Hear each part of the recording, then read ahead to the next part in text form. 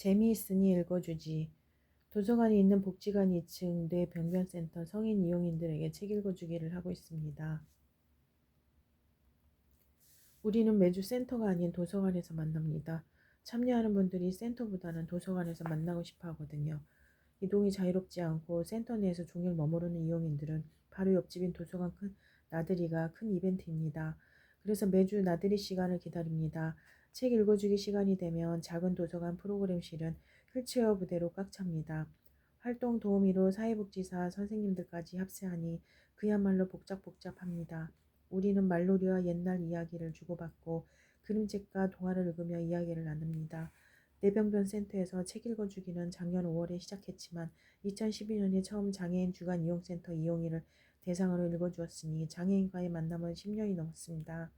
개인 사정으로 잠시 외국을 나가며 활동을 중단했는데 3년 만에 돌아와 지혜 활동을 재개하며 책 읽어주기도 다시 시작했습니다. 그 사이 도서관과 같은 층에 뇌병변센터가 입주했고 2012년 시작 때와 마찬가지로 관장님의 제안과 도움이 있었습니다. 덕분에 돌아오자마자 용기 내어 책 읽어주기를 시작할 수 있었습니다. 저는 이렇게 도서관을 통해 기간에 책 읽어주기를 하고 있습니다. 책 읽어주기 활동가인 제게 작은 곳 도서관 관장님은 어린이 도서 연구의 동무들처럼 어린이와 어린이 책을 함께 이야기하는 동료이자 활동을 지지해주며 지치지 않게 도와주는 숨은 조력자입니다. 매년 기간과 상하반기로 나눠 책 읽어주기를 평가하고 이후 활동에 대한 의견을 나누는 자리도 관장님이 준비해 주었습니다. 우리 책 모임은 이야기가 소록소록입니다. 소록소록 책. 동무들은 시력이 좋지 않고 간단한 대답만 할 수 있을 정도의 표현 언어를 구사합니다. 그래서 그림책은 상호 대차를 이용해 총 3세트를 준비하고 사회복지사 선생님들이 중간에 책을 함께 들어주고 의사소통을 도와줍니다. 시간이 지나며 사회복지사 선생님들은 도우미가 아니라 이용인과 똑같은 책 모임 구성원이 되고 있습니다. 매주 읽어준 책을 센터에 돌아가 다시 읽어주고 참여하지 못한 다른 이용인과 함께 공유합니다. 또 인지가 다 다른 이용인을 배려해 책을 가지고 다양한 시도를 하는 것도 사회복지사 선생님들입니다. 사회복지사 선생님들은 또 다른 책 읽어주기 활동가입니다. 소록소록 시간의 소리의 그 알은 저의 목소리입니다. 책을 읽어주고 이야기하면 이용인들은 고개를 끄덕이거나 손가락을 펴는 정도로 대답합니다. 말을 제일 잘하는 데일 씨도 한 어저씨만 표현하니까 주로 제 목소리로 1시간을 채우게 됩니다. 시간이 지나면 소통을 담당하던 사회복지사 선생님들의 감사함과 소감이 늘고 있는데 감사하게도 행복한 힐링 시간이라고 이야기해 주십니다. 말놀이는 하는 재미만이 아니라 듣는 재미도 있는데 표현하는 언어가 자유롭지 않으니 많이 나누지 못합니다. 그러나 옛날 이야기는 다릅니다. 책동무들이 옛날 이야기를 무척 좋아해서 자주 들려주려고 노력합니다. 옛날 이야기 구술을 준비하지 못하면 옛날 이야기 그림책을 읽어줍니다. 간편을 읽어줄 때도 있는데 아무래도 읽어주는 것보다 구술을 좋아하고 그림을 함께 보는 것도 좋아해 그림책을 많이 읽어주고 있습니다. 덕분에 좋은 옛날 이야기 그림책을 찾아보게 되었고 재화와 그림이 훌륭한 옛날 이야기 그림책이 어떤 것인지도 생각해보게 되었습니다. 두루미 안에를 읽어주었을 때는 사회복지사 선생님들이 무척 좋아했습니다. 선생님들은 글도 좋지만 이야기의 마무리에서 그림이 주는 안정감과 평화로움이 크다고 했습니다. 선생님들과 감상을 공유하며 평소에 좋아했던 두루미 안에를 더 좋아하게 되었습니다. 얼마 전에는 해와 달인의 오누이를 다시 들려주었습니다. 작년에 처음 들려주고 올해 2번째 들려주면서 작년에 빼먹었던 셋째 아이 손가락 화소와 하늘로 올라간 뒤 오누이가 서로 해가 되었다고 다투다가 누이 눈을 찌른 화소를 추가했습니다. 끔찍하다고 하면서도 작년보다 더 재미있어 했습니다. 선생님들보다 이용인 책 동무들이 특히 더 재미있어 했습니다. 알던 이야기, 들었던 이야기를 다시 들으니 더 좋다는 표현도 했습니다. 대혜 씨는 고개 넘을 때마다 어흥하고 호랑이 소리를 함께 냈습니다. 책 동무들은 잔인하고 무서운 것이 싫다면서도 옛날 이야기를 재밌게 듣습니다. 저도 그렇습니다. 드라마나 영화는 작은 소음으로도 놀라고 잔인한 장면에서는 눈을 감아버립니다. 그러나 옛날 이야기는 다릅니다. 잔인할수록 더 재미있기도 합니다. 옛날에 라는 말로 시작하며 안전하게 끝날 것을 알기에 불안하지 않습니다. 나쁜 것은 벌을 받고 완전히 처치되니 두렵지 않습니다. 주인공은 성장하기에 함께 성장하는 것 같아 행복합니다. 옛날 이야기를 나눌 때는 저도 책 동무들도 더 즐겁습니다. 다양한 말로 소통하지 못하지만 아직도 책 동무들의 감상 정도를 이해하려면 멀었지만 책 동무들도 저와 같다는 느낌이 오니까 함께 신이 납니다. 그래서 부족해도 옛날 이야기를 더 들려주고 싶습니다.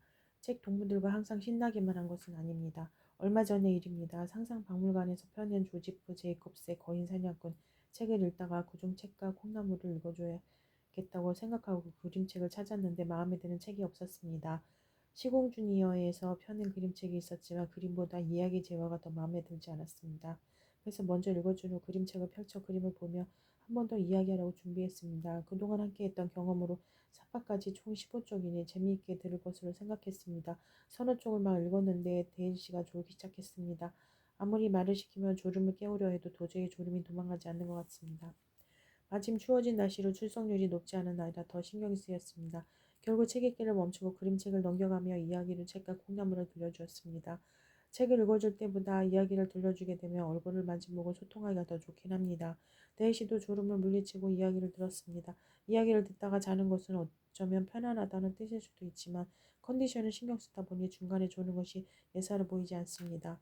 이야기가 소록소록 책 동무들은 몸이 불편합니다.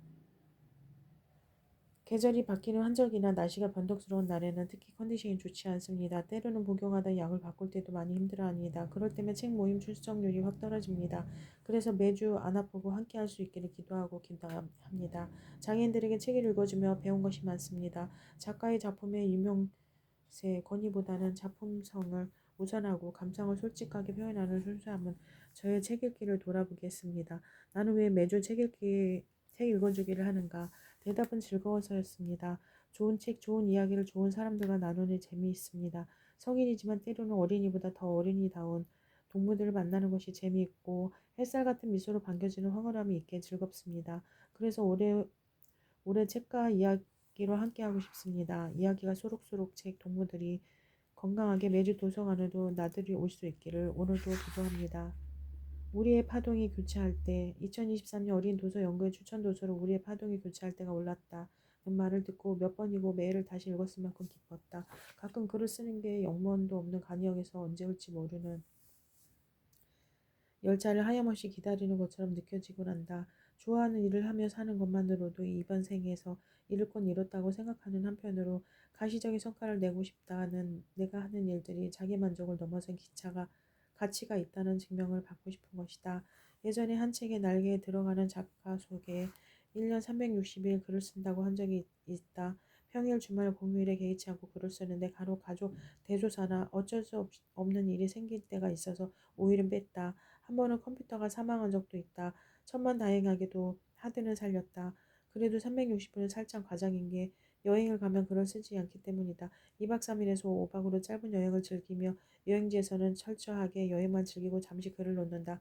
한 달 이상의 장기 여행을 계획 중인데 글을 쓸지 여행에만 집중할지는 아직 생각 중이다. 매일 글을 쓰는 건 게을렀던 지난날에 대한 자책 때문이다. 영감이 찾아오지 않는다는 이유로 글을 쓰지 않고 가족에 대한 의무를 다하는 것 또한 싫어라는 삶이라는 이유로 글을 쓰지 않고 이런저런 일들에 치였으니 쉬어야 한다는 핑계로 글을 쓰지 않았다. 죽도록 아팠던 게 아니라며 다만 한 문장이라도 한 단어라도 쓰지 못할 이유가 없었을까. 작가가 되겠다는 말만 하고 간간히 글을 발표하는 걸로 작품 활동을 하고 있다는 자기 위안을 하다 나이만 훌쩍 먹어버렸다. 영감은 찾아오는 게 아니라 찾아가는 거라는 걸 너무 늦게 깨우치고 의자에 엉덩이를 붙이고 아무 문장이나 휘갈겨 보며 이야기를 찾는다. 갈수록 글쓰기가 재미있다는 것도 매일 글을 쓰게 되는 이유다. 물론 힘들다, 버겁다 하지만 하루에 한 자라도 글을 쓰지 않으면 밤에 잠이 오질 않는다. 개수대에서 설거지가 산처럼 쌓여도 방에서 먼지가 굴러다녀도 채 정리하지 못한 택배 상자가 발에 차여도 그날 목표한 글을 썼으면 충분한 하루를 보낸 것이다. 게으름이 몸에서 빠지고 가족도가 붙으며 전부 다 많은 글을 쓰게 되었다. 그러다 담배에서 자본집을 내자는 제안을 받아 우리의 파동이 교체할 때를 출간하게 되었다. 2014년에 각인을 낸 이후 8년 만에 묶은 작품집이다. 이전에 낸 작품집 원초적 본능, 미소년과 각인 수록 자금, 원고료를 받기 전 흔히 습작 시절이라고 말할 때 쓴 글들의 모음이고 이후에 낸 작품집 귀여움이 세상을 구원하리라는 대부분 사전에 계약하고 쓴 엔솔러지 수록작 중 선별된 글들이라 우리의 파동이 교차할 때는 몽골어를 받는 작가가 되기 이전의 글들과 이후의 글이 섞여 있는 일종의 징검다리 역할을 하는 책이다. 우리의 파동이 교차할 때는 소재가 주어졌던 단편 1편 청소년 소설이라는 범주 내에서 자유롭게 쓴 2편 원고료를 받기 이전 혼자 썼던 단편 2편에 5편이 들어있다. 첫 번째 단편인 너와 나의 시간은 알라딘에서 17주년 기념을 맞아 17 소재로 한 옆편 모음집에 청탁받았던 글이다. 반려동물이 떠나면 무지개의 다리를 건넌다는 말을 쓴다. 누가 언제 어떻게 만들었는지는 아무도 모르나 나는 죽었다는 말은 너무 슬퍼서 차마 말로 하기 어려운 슬픔을 완화하기 위해 나온 말이라고 생각한다. 생명의 자기보호 본능이란 몹시도 강력한 것이기에 많은 경우 반려동물은 어릴 때 부모님이 입양했거나 자신이 성인이 된 후 독립을 하거나 경제력이 생긴 뒤 입양하기 마련이다. 고양이의 평균 수명은 15년이라고 한다. 사람은 20대 후반에서 40대, 아직 인생의 한창 시기인데 반려아이는 생애 주기를 모두 마친 것이다. 이 글을 쓸 때 함께 살던 두 고양이는 14살로 건강했다. 나와 비슷한 시기에 입양했던 지인들의 반려아이들이 떠나는 소식을 들으면서도 그저 남의 일처럼만 느껴졌었다. 그러다 내게는 결코 일어나지 않을 것 같았던 그날이 왔고 그날이 어제가 되다니 한 달 전이 되고 지난해가 되었다. 시간은 도통 멈추지를 않고 흘러 이 글을 작품집에 수록하기 위해 검토할 무렵에는 시간과 우연과 운명이 새로운 묘연을 맺어준 뒤였다. 2023년에 나는 슬퍼하며 사랑하는 것보다 사랑하며 사랑하는 게 낫다는 걸 알려준 아이들, 커다란 기쁨이자 찰나로 사라지는 삶의 소중함을 일깨워주는 존재이자 영감의 원천과 함께하고 있다. 글에 집중할 만하면 책상 위로 뛰어올라 간식을 달라고 하는 엉덩이를 두들겨 달라며 버스가 시야를 가리듯 모니터를 가리고 키보드 위를 엎어지고 아끼는 하드커버 책을 물어뜯는 것쯤은 감수할 가치가 차고 넘치는 삶이다. 프린터를 박살냈을 때에도 아이들이 다치지 않았다는 사실이 안도하며 나의 생애 주기를 살아가고 있다. 이상한 차원의 알리수는 나의 서울대 합격수기에 수록된 글이다. 청소년 소설이면 판타지든 SF든 상관없다는 소재를 주지하는 엔솔로지였다. 이상한 나라의 앨리스를 모티브로 했는데 영화화도 여러 번 되고 많은 작품에서 인용된 지라 나만의 재해석을 하기 위해 고심했다. 세상에서 가장 유명한 고양이 중 하나가 나오는 작품이니 나도 도전해봐야 했다. 쿨라와 그레시아는 언젠가 한 번은 떠나야 한다. 수록작으로 역시 청소년 소설이라는 전제 조건만 주어졌다. 고전은 어떻게 깎느냐에 따라 빛이 달라지는 원석과 같다. 동화에서 흔히 악역으로 등장하는 마녀를 재해석하는 일은 즐거운 일이었다. 쿨라와 그레시아는 잔편 부엉이 소녀 욜란드와 세계관을 공유하는 글이다. 2013년에 출간된 글인데 그 얼마 후부터 욜란드의 세계관으로 이 글에서는 조연이었던 마녀를 중심으로 하는 글을 더 쓰고 싶어졌다. 하지만 지구는 내가 굴리는 게 아니라 쿨라와 그레시아를 쓰기까지 6년이 걸렸다. 같은 세계관을 쓴 장편은 언제 세상이 나올지 모르겠다.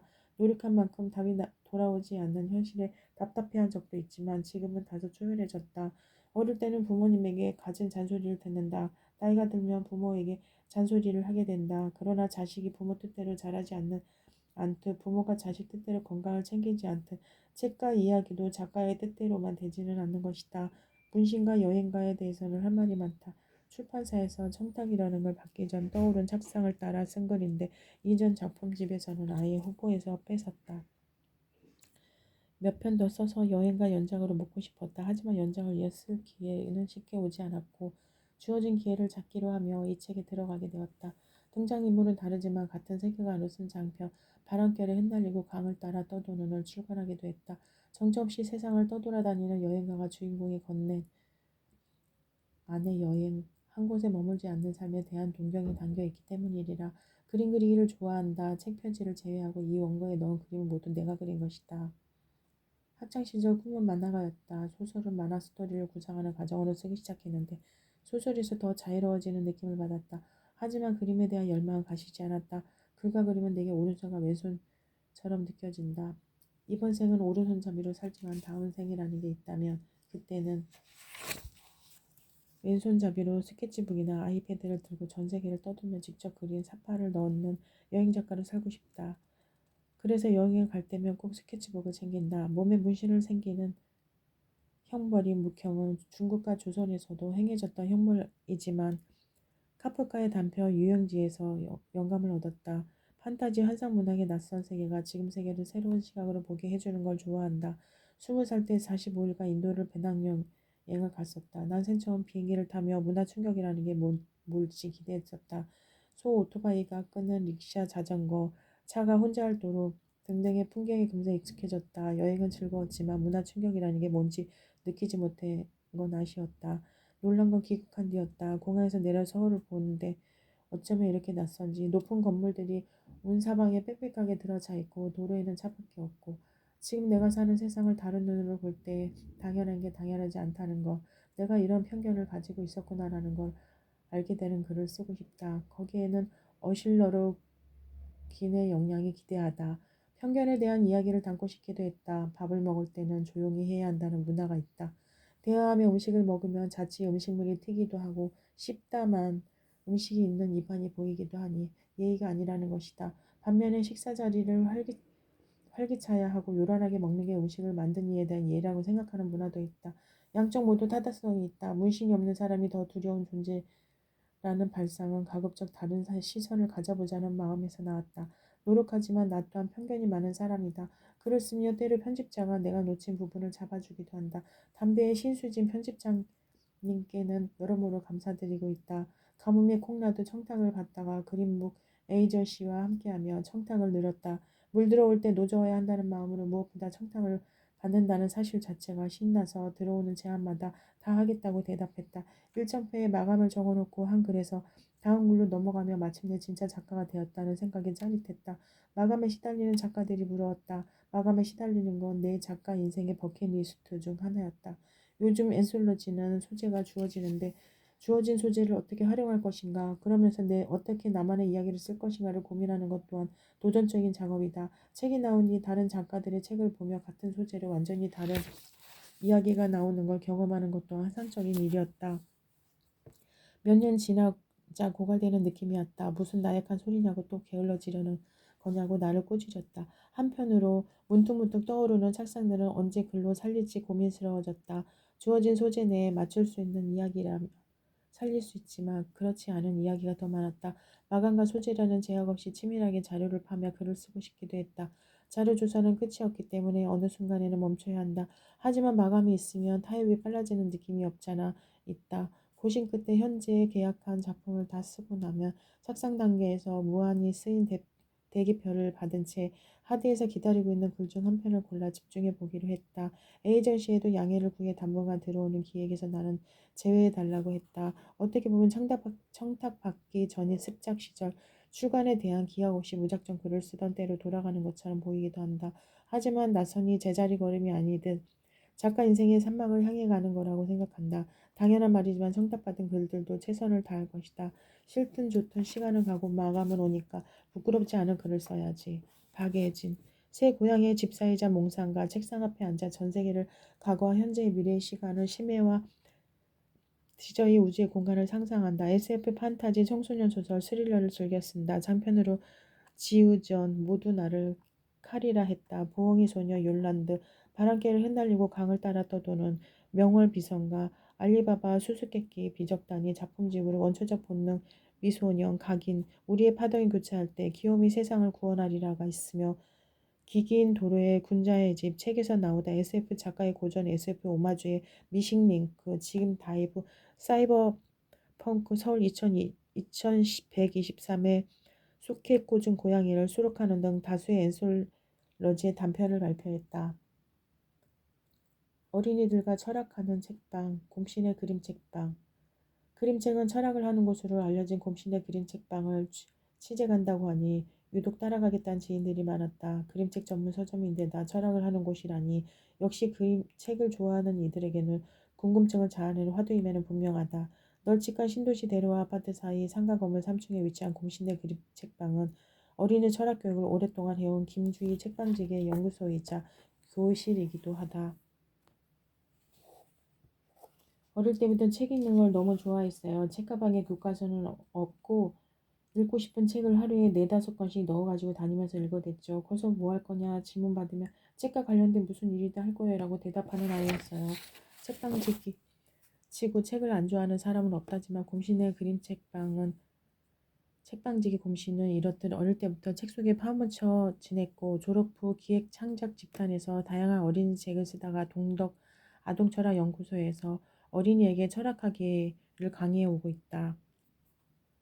그러다 더 늦기 전에 자신만의 공간을 갖고자 하는 꿈을 이루기 위해 2019년 남양주 다산동에 책방을 열었다. 신도시가 형성되기 시작할 때 눈여겨보던 설계도 지면상의 장소가 이제는 어엿한 동네 아지트이자 문화 공간으로 변모했다.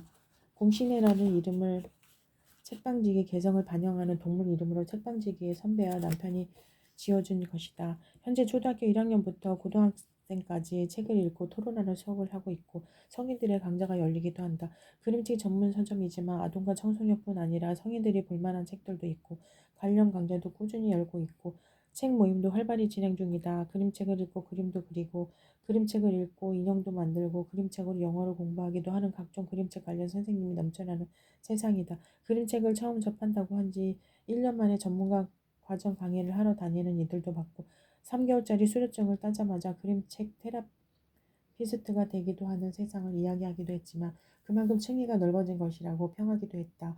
이런 시대에 그림책과 아동학을 전공하고 책을 쓰고 연구하며 오랫동안 이 일을 해오는 감회와 그림책으로 무엇을 한다는 것, 그 중에서도 철학을 하게 된 까닭이 궁금했다. 책을 읽는 이유는 뭘까요? 그 중에서도 그림책을 읽고 권하는 이유는 뭘까요?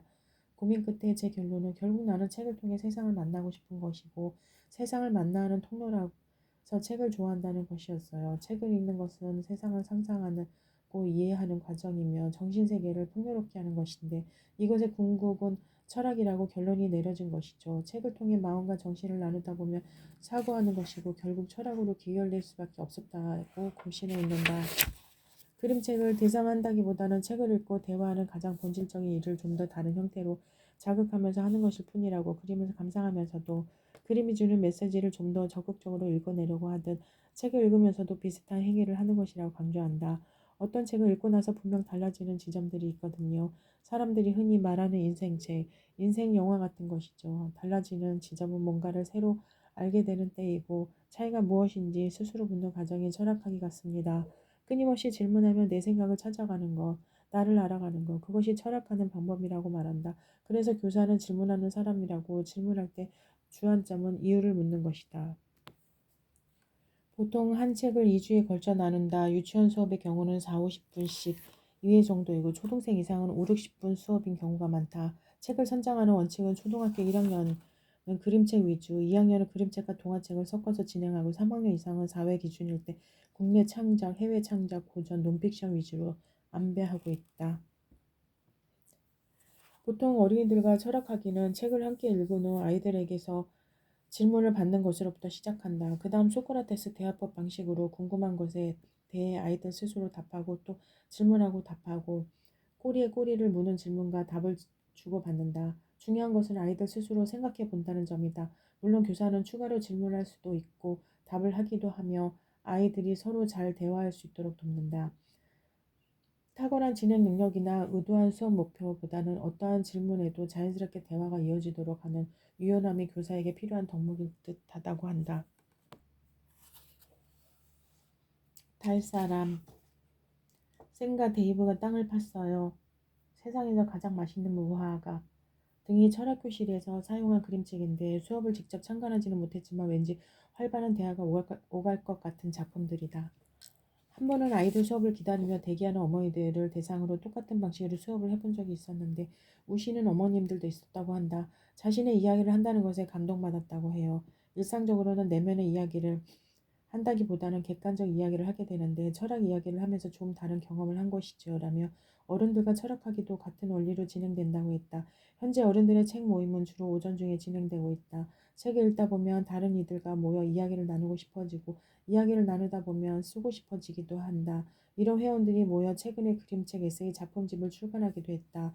경기도 지역서점 문화활동 지원사업의 후원을 받아 그럼에도 사랑으로 살아가다라는 책을 낸 것이다. 사랑, 엄마, 죽음에 관한 회원들의 진지한 글쓰기는 무슨 작법을 배운다기보다는 많이 읽는 것이 중요한 것 같습니다. 글쓰기를 가르친 적도 있지만 특별히 강조하진 않습니다. 라며 책 읽기가 우선임을 힘주어 말한다. 책방지기 자신도 책을 많이 읽다 보니 어느 순간 쓰는 것이 어렵지 않고 자연스러웠다고 한다. 아이들에게는 일률적으로 많이 쓰게 하는 것이 아니라 각자에 맞춰 진행한다. 책방지가 추천한 책은 고등학생들이랑 재미있게 읽었던 천개의 파랑을 첫손에 꼽았다. 천개의 파랑은 소통의 단절과 외로움, 로봇과 인간의 교감과 차이 등을 생각해 볼 수 있어 좋았고 아이들이 참 좋아했다. 지금은 그 고등학생들과 사피엔스를 읽고 있는데 사피엔스를 읽고 세상이 환해진 느낌을 받았다고 소감을 이야기하기도 했다고 한다. 중학생에게는 섬을 추천했다. 어머니들과 읽었던 책인데 중학생들도 소외, 따돌림 등 자신을 한번 돌아볼 수 있는 책이라서 그리고 시기상 팔레스타인 이슈나 다문화에 대해서도 생각해 볼 수 있는 책이라서 골랐다고 한다. 요즘 초등 저학년과는 걱정 색다소를 즐겁게 읽고 최근에 맥 반의 책도 저학년들과 자주 읽는다고 한다. 딱 하나 골라달라는 요청에 이 책도 좋고 저 책도 좋은데라며 곤란해하는 책방기의 추천책 몇면을 보니 사회 문제에 대해 언급한 책이 줄을 이룬다. 신도시는 외지인들이 모인 곳이라서 오며 가며 들를 수 있는 자연스러운 아지트가 되기를 소망했어요. 그런데 오픈만 한다고 자동으로 되는 건 아니더라고요.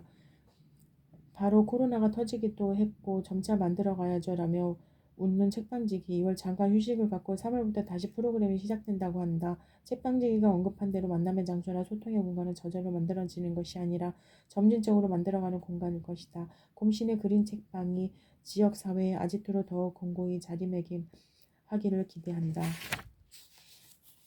벙어리 장갑. 나한테 엄마가 어렸을 때 끼던 장갑이 있어요. 오늘처럼 촉촉하게 비가 오고 혼자인 날 서랍을 열고 장갑을 껴봐요. 지금보다 더 외롭고 더 혼자인 날 나는 12살짜리 엄마 손을 잡을지도 몰라요. 잠바와 바지. 아버지 돌아가신 지 6년이 지났고 엄마가 요양병원에 누워만 계신 지 3년이 넘어간다. 친정집은 비어있지만 당장이라도 부모님이 들어오셔서 살 것처럼 살림살이는 그대로다. 그나마 엄마가 요양병원에 입원하시고 다 나서 형제들이 모여 일부 정리를 했을 뿐이다. 정리하다 보니 버릴 수 없는 물건들이 나왔다. 그래도 어쩔 수 없이 잔뜩 버리기는 했지만 차마 버릴 수 없었던 몇 가지는 집으로 가지고 왔다. 아버지가 경찰관으로 일하실 때 입었던 겨울용 잠바 안주머니에는 이름이 수놓여 있었다. 오늘 옷을 잘 만들었던 엄마가 미처 완성하지 못한 검은색 바지에는 시침선이 그대로 있다. 잠바는 여분으로 받은 것인지 새 옷이었다. 크기도 좀 작겠다 싶은데 어쩌면 이때 아버지는 몸이 말랐을 수도 있다.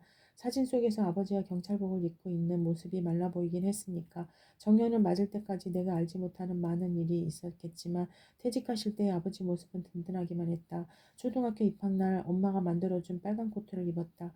언니도 엄마가 만들어준 옷을 꽤 여러 벌 입었던 거로 안다. 엄마는 솜씨가 좋았다. 집으로 가져온 검은색 바지는 칠순의 모양이 엄마가 입으려고 했던 것으로 보이는데 엄마는 왜 완성하지 못했을까? 치매가 심해지면서 의사소통도 어렵고 뇌출혈도 마비가 와 누운 채로 눈만 깎아스로 뜨고 계신 엄마를 보면 묻고 싶은 말은 점점 더 많아진다. 동시 벙어리 장갑에서 외롭고 혼자일 때 아이는 엄마가 끼던 장갑을 껴보고 위로를 받는다.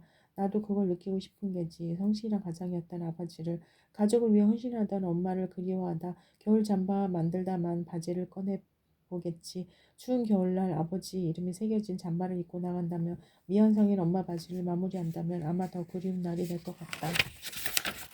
해야 해야 나오러나 강경이 노원지에 2016년 2017년 찌그락빠그락 말놀이 연재 이후 말이 시가 되고 노래가 되는 말놀이로 다시 만나게 되어 한없이 기쁩니다.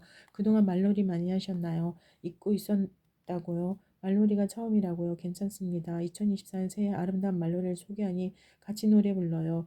QR로도 들어보세요. 해하야 나오너라 김칫국에 밥 말아 먹고 장구치고 나오너라 전래동요를 찾아서 홍양작을 소리로 만나요. 먼저 3번 소리 내어 천천히 노래해 보아요. 눈을 감고 불러도 좋아요. 소리를 내고 들어보세요. 뭔가 싶지만 저절로 힘차지고 씩씩한 리듬이 붙지요. 웃음도 픽 나오고요. 자꾸 불러보세요. 그러면 마법과 기적이 일어나요. 해와 노래하고 이야기할 수 있어요. 언제 어디서든 해를 부를 수 있어요. 내 마음에 해가 떠오릅니다. 단순하고 단순한 이 노래를 한두 번, 한 번, 두 번, 세 번 소리내어 부르고 부르면 해가 웃고 해가 노래해요. 빛과 온기를 내뿜어요. 말로 놀고 창조해요. 많은 어린이와 어른이 사랑하고 뭔가 마음에 새기듯 노래하는 해야 해야 나는 첫 만남에 늘 이 노래를 합니다. 눈을 마주하고 해처럼 유일하고 고유한 존재를 환대하는 마음으로 노래해요.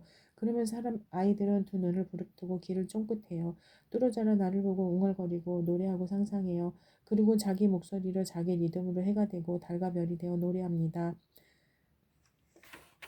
달아 달아 나오너라 김칫국에 밥 말아먹고 장구치고 나오너라 별아 별아 나오너라 김칫국에 밥 말아먹고 장구치고 나오너라 해달 별을 부르던 아이들이 해달별이 되어 끝없이 먹고 나오며 웃어요. 소리치고 하고 싶은 말을 멋대로 하고 뒤죽박죽 엉망진창 맘대로 놀고 창조해요. 자기가 만든 말놀이를 부리며 자랑하고 사랑해요. 자기를 사랑하듯이요. 이보다 더 아름다울 수 있을까요? 환상과 자유와 해방을 느낄 수 있는 말놀이는 어린이에게 숨쉬는 공간이고 양식이라고 말하고 싶어요. 정말인지 궁금하면 어린이와 눈을 마주하고 말놀이를 해보세요. 하나가 되고 동무가 되어요. 언제나 이야기를 기다리는 어린이와 말놀이를 하면 동무가 되어요. 하나가 됩니다. 눈을 맞추고 서로의 소리를 듣고 같이 노래하고 이야기할 뿐인데 말이에요. 아이들은 박수치고 웃으며 재미나고 신기한 노래와 이야기를 선물합니다. 나는 말놀이 사냥꾼이 되어 두 눈을 부릅뜨고 두 귀를 열고 말놀이를 열심히 찾아요. 아름다운 이야기 말놀이를 찾아서 동무들과 같이 불러야지 하고 약속합니다. 새해가 밝았어요. 해야해야를 부리며 아름다운 신비로운 말놀이 세계로 함께 가요. 열매 하나. 실패를 보았지만 낙담하지 않고 열매를 가져와 나누는 식. 로사로이 나옹이. 열매를 심었으나 원숭이 토끼도 먹이가 없는지 마지막에는 죽었다. 농사가 망했나 보다. 강땡이. 사람들의 이기심과 물질주의로 변해버린 환경을 생각하게 하는 동화. 도토리 햇번. 적당한 욕심은 오케이. 지나친 욕심은 KO. 다이아몬드. 매일매일 책 요일. 24년 달력을 봅니다. 우리가 살아갈 1년이 달력 안에 있습니다. 12달 365일 같은 시간이어도 사람마다 다르게 기록됩니다. 달력에 7칸 첫 줄에 요일이 있습니다. 요일은 태양과 달 그리고 행성들의 움직임을 관찰하여 시간을 계산하는 과정에서 생겨났습니다. 요일 이름은 로마 신화와 북유럽 신화에서 유래되었다고 합니다. 수첩에 새해 일정을 정리하다 요일을 제목으로 한 책이 궁금해져 찾아보았습니다. 이상한 화요일, 행운의 목요일, 새로운 가족을 만난 요일, 완벽한 하루를 만들어가는 요일이 있습니다. 평범한 일상의 소중함을 느낄 수 있는 요일, 책을 읽으며 1년을 설계해 봅니다. 올해는 계획한 일이 다 이루어지기를 소망합니다. 월요일 아침에 슐레비츠 글그림, 양영장 옮김, 미래 아이 2021년. 이야기는 어느 월요일 아침 왕과 왕의 수행원들이 작은 소년의 집을 방문하면서 시작된다. 요란스럽게 차려입은 행차하는 왕과 왕비가 방문한 곳은 심심하고 쓸쓸해 보이는 소년의 남루한 집이다. 게다가 비까지 추적추적 내리고 있다. 길거리 누구도 신경 쓰지 않는 행인들 사이를 왕과 수행원은 위험 있는 태도로 걷는다. 막상 소년의 집에 도착해 보니 소년은 없다. 그럼 내일 오지 하면서 왕은 아무렇지도 않다는 듯 뒤돌아간다. 떠들썩한 왕의 행렬이 도착할 때마다 소녀는 세탁소에 가거나 지하철을 타거나 길거리를 떠도느라 집에 없다. 이 소녀는 누구일까? 왜 왕과 왕비가 찾아왔을까? 요일이 바뀔 때마다 왕실 사람들의 행렬은 한 명씩 더 늘어나고 마침내 일요일 소녀는 왕과 수행원들을 만난다. 만남을 통해 소년이 누구인지 왕은 왜 소년을 방문했는지 명확해진다. 예측 가능함과 불가능함이 조화를 이루고 긴장감을 유지하면서 드라마틱하게 이야기를 끌고 가는데 결말은 잔잔하면서도 여운이 있다. 소년을 꼭 안아주고 싶은 기분이다. 한 장 한 장 넘길 때마다 기대하게 되고 반복을 통해 끝내 아하 하게 되는 상상하는 즐거움이 있는 책이다. 이상한 화요일은 칼데코 상만 3번을 수상한 데이비드 위즈너가 글없는 그림책의 정보를 보여주는 책이다. 이 책의 글은 단 5마디뿐이다. 화요일 저녁 8시쯤, 밤 11시 21분, 새벽 4시 38분, 다음 주 화요일 7시 58분. 작가의 기발한 상상력은 그 외에 모두 그림으로 표현돼 독자의 상상력을 자극한다. 화요일 저녁 8시쯤 연잎을 타고 떠오른 개구리들의 유랑이 시작된다. 그리고 새벽 4시 38분 기묘한 마법의 효력이 사라지기라도 한 듯 개구리들은 다시 제자리를 찾은 개구리들. 다음 주 화요일 저녁 8시가 되기 2분 전 또 다른 동물들의 비행이 시작되는 듯하다. 그래서 어떻게 되느냐면 결말은 독자의 상상에 달려있다.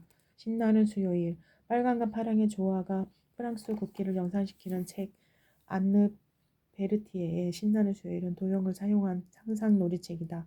사람의 얼굴을 연상시키는 세모, 네모, 동그라미의 배열이 표지에서부터 경쾌함을 드러낸다. 출판사에서는 도형을 쉽고 재미있게 깨치는 수학 그림책으로 소개하고 있다. 이 책을 읽으면서 도형의 모습을 이리저리 조합하며 나비를 만들고 꽃도 만들며 공간 지각 능력을 개발할 수 있다.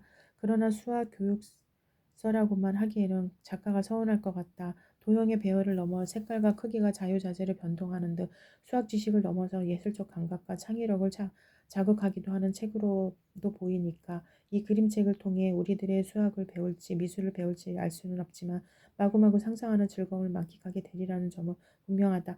이 책의 원제는 수요일이다. 서양에서 수요일은 한 주의 중간이며 주말이 가까워오는 날이다. 역사적으로 몇몇 의의를 지니기도 해서 학교에 따라 짧은 쉼을 제공하기도 한다. 우리의 일상을 잠깐 멈추고 알록달록 상상해보는 날로 수요일을 삼아보면 어떨까? 목요일 덕분이야. 패트리시아 폴라코 글 그림 김서정 옮김 미래아이 애니에게 목요일은 행운의 요일이다. 남편을 만난 날도 아이들이 태어난 날도 목요일이다. 식당도 목요일에 열었다. 포크 샐러드 애니라는 음식은 마을의 명물이 되고 다른 도시 다른 나라에서도 애니의 식당을 찾아온다. 화요일에 남편 마리오는 몸에 이상함을 느끼고 금요일에는 의사에게 나쁜 소식을 들었다. 월요일에 마리오는 세상을 떠난다. 애니는 활력을 잃고 식당도 닫는다. 어느 목요일 애니는 행주에 쌓여있는 아기 고양이를 발견한다. 고양이 이름은 목요일이다. 애니는 고양이를 보러 온 아이들을 위해 요리를 하고 다시 식당을 연다. 고양이의 실수로 만들어진 파스타로 마음의 활력을 되찾는다. 다 고양이 목요일 덕분이다. 어느 요일과 다를 바 없는 목요일이 애니에게는 특별하다. 일주일 중 목요일에만 좋은 일이 생기는 건 아닐 텐데 그렇다고 믿으면 그렇게 되는 마법이 아닐까. 나는 마법의 요일은 어떤 요일을 할지 정해봐야겠다. 금요일에 만난 개 프라이데이.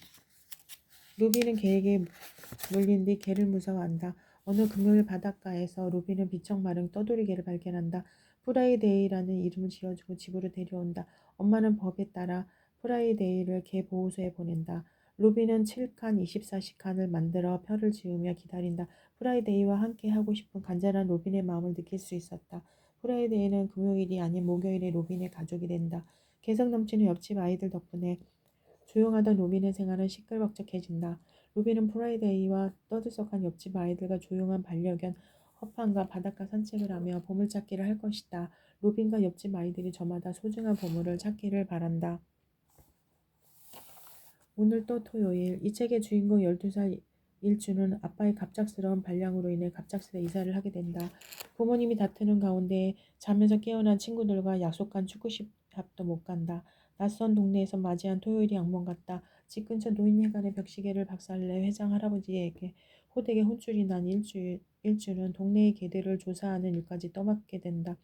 빨리 이 악몽에서 벗어나고 싶지만 다음날 아침 눈을 떠도 다시 토요일이다. 그 다음 날도 그리고 그 다음 날도 거듭되는 토요일을 맞이하며 일주는 자신의 행동을 하나씩 고쳐나간다.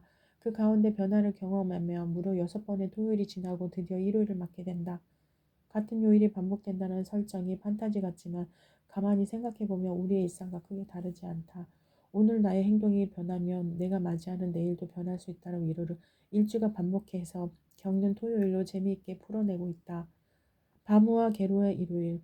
비오는 일요일 바무는 집 안에 있고 게로는 집 밖 운동위에서 신나게 놀고 있다.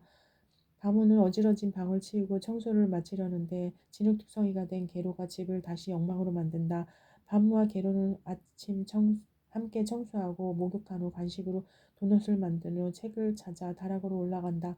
그런데 다락에는 나방과 쥐와 벌레가 우글우글 책을 놓고 왔네. 둘은 도넛을 미끼로 벌레들을 유인하고 무사히 책을 가지고 온다. 소파에서 간식을 먹으며 책을 읽던 바무와 게로는 잠이 든다. 편안하게 잠든 바무와 게로를 보면 내 마음도 느긋해진다. 일요일은 무엇을 해도 좋은 날이지만 아무것도 하지 않아도 괜찮은 날이다. 일요일이 좋은 이유다. 거기에 바무와 게로가 바닷가에서 놀고 있는 액자가 있다. 바다에서 물놀이하는 게로 뒤에 지느러미 하나가 보인다. 설마 상어? 게로야 도망쳐. 이야기 속의 이야기를 찾아보는 또 다른 재미가 있다.